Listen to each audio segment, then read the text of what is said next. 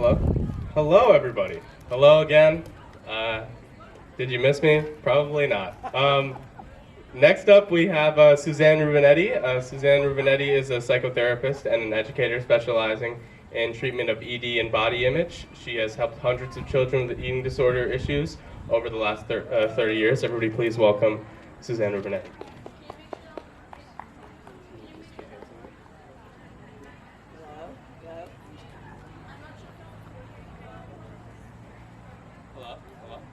Hello? Is that better?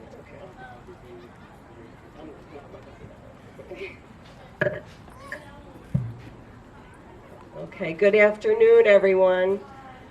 I'm so thrilled to be here. I'm grateful to be participating in such a great event. Thank you, Shil's Foundation, for planning such an important event. The speakers have been amazing. I've actually learned some great things.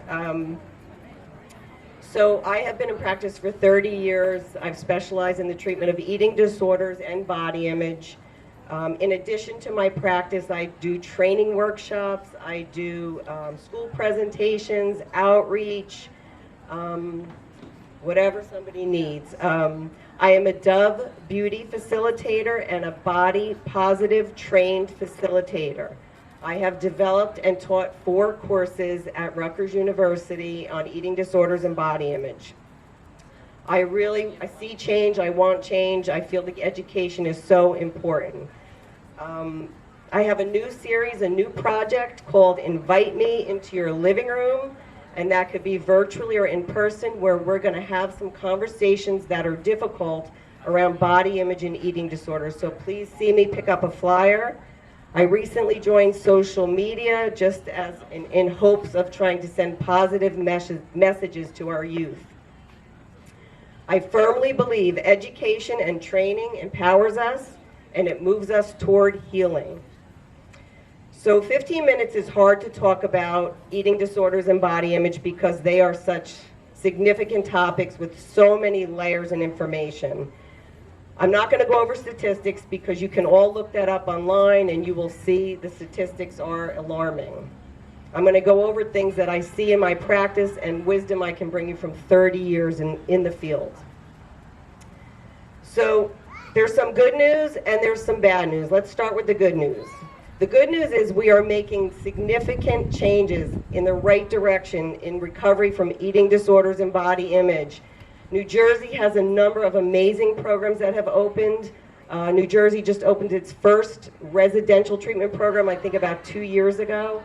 Across the United States, there are so many treatment programs, all levels, inpatient, outpatient, partial hospital.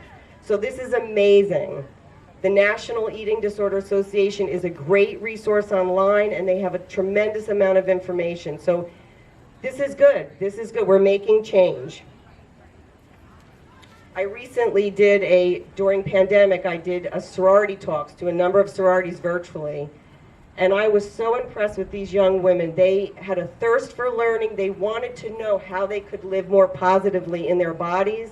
They wanted information, questions. They wanted the craziness to end with dieting and not liking themselves. So that was amazing. So here's the not so good news. Eating disorders and body image issues are increasing at an alarming rate. The National Eating Disorder Association saw a 40% increase in calls.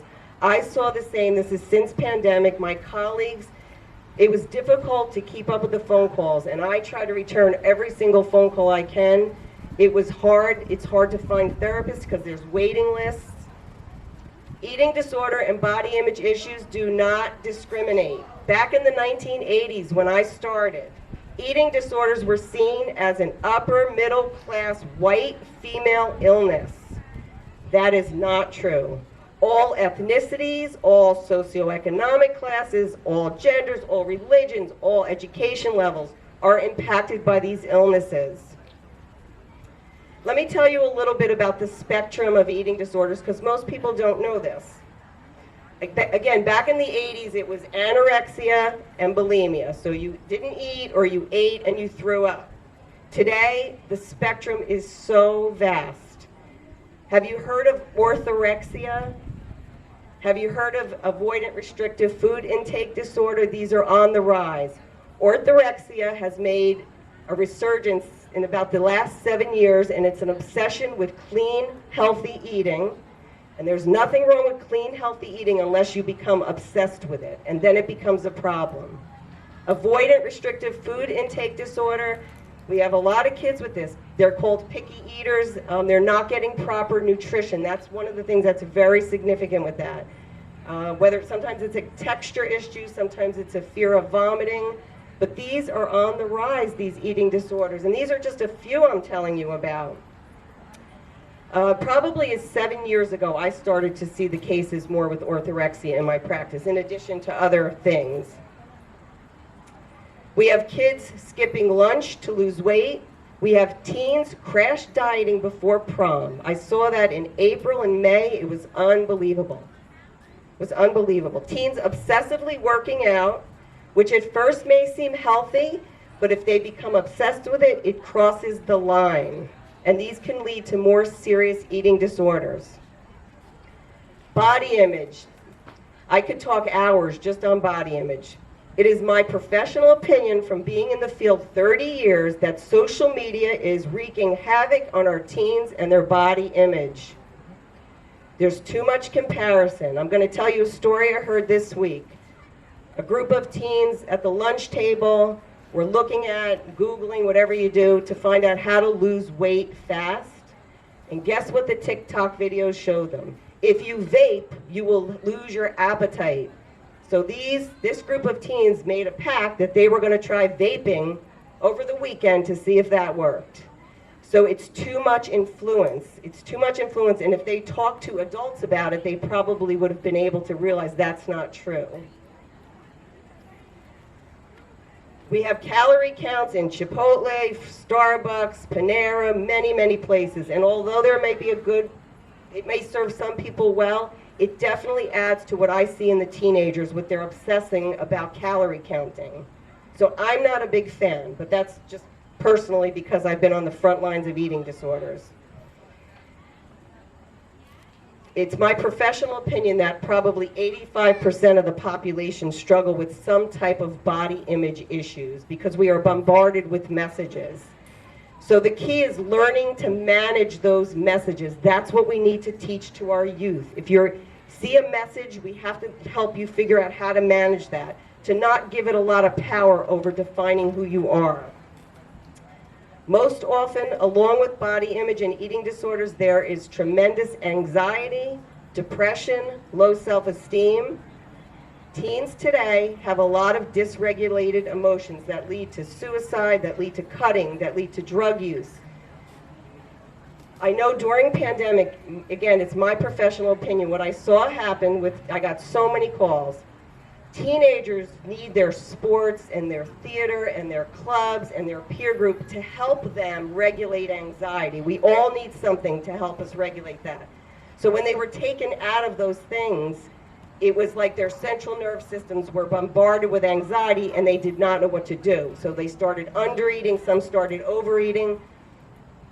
Stay aware of your teens and their anxiety level. That is probably one of the most important things I can say to you today. Teenagers have tremendous anxiety. Stay aware of that in your family. Healthy coping strategies are essential, and you've heard some of them by today's speakers, some of the great treatment options available to help teens regulate their emotions. One of the things I teach in my beauty workshops to young people, authentic beauty is about embracing your whole self, not parts of yourself. There will always be things you do not like about yourself, but you're going to give them a little bit of power. You're going to start your day and bring to the world the things that you really like about yourself. I teach that to the workshops, the sorority sisters I taught that to. It is unrealistic to think you will love everything about yourself. You give less power to the things you don't like. So intervention for eating disorders and body image is multifaceted. There's a lot of layers. If you suspect somebody or somebody in your family is dealing with an issue around food, eating, body image, I would suggest a consultation with somebody who specializes in eating disorders and body image, just to kind of see where you're at. sometimes teens, it appears as though a teen is doing great things by exercising a lot and dropping a few pounds, but it can quickly take a turn. So that's what you have to be mindful of as parents and families. And my treatment team usually involves a nutritionist who specializes in the treatment of eating disorders, psychotherapy, sometimes medication is needed as we assess the anxiety and depression. And I know this is very hard because teens are not always open to these ideas. So as family members, it's important to open up the discussion. Have discussions in your family, have discussions at the table about photoshopping, about the things that are wrong with social media. Open up that conversation. Our kids are watching and looking at so much social media, and there's some good social media, but there's some not so good social media. I will leave you with this. The journey for recovery is very difficult. It's ongoing, but I see it happen, and it is amazing. I am so grateful to be able to work with these lovely, amazing young people and watch them and be part of their journey. And again, I have seen recovery. So there is good stuff. We're making the right moves. And being here today, that's part of it as well. Please visit my table, and I'm happy to answer questions there. Thank you.